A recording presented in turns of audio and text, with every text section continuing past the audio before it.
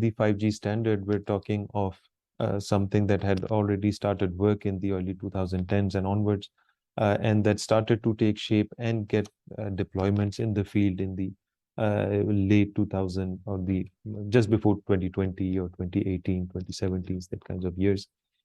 So the early adoption by majority countries were the hybrid model whereby 4G and 5G would work together. And generally, that's how the operators also evolve the networks, that instead of discarding what is present and the investments made, the technologies tend to overlap.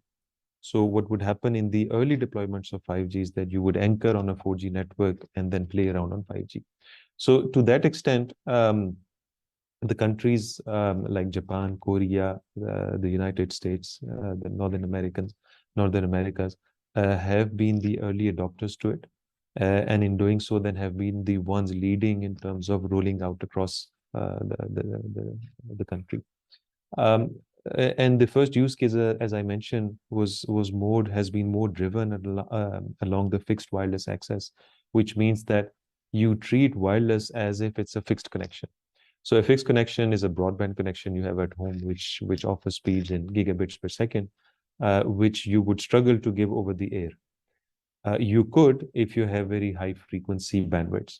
So in the States, for example, the deployment of millimeter wave frequencies is done in other countries like Japan, Korea, and by doing so, hundreds of megahertz of spectrum has been made available for the operators to roll it out. And once you have a 5G architecture ready, running on a very high spectrum of hundreds of megahertz, then obviously you're good to go to offer gigabit per second kind of speeds to the user over the air. So the countries of the Americas and Japan and the likes have been leading. So now we're going into the second part of the 5G deployment, which is the standalone. So it does not anchor on a 4G network. Everything would take place on a 5G network. So again, the likes of the Americas and Japan and the UAE as well, for example, have been the early adopters of 5G in a standalone mode. And what that does is that it allows you to perform on low latencies. And when you have a low latency, it means you have a low round trip time. So whenever you send packets, they get delivered very quickly.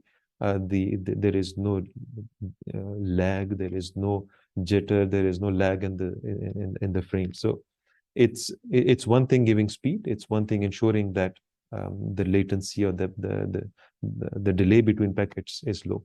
So that mode is now picking pace. So I'd like to believe a handful of countries are actually now in that direction.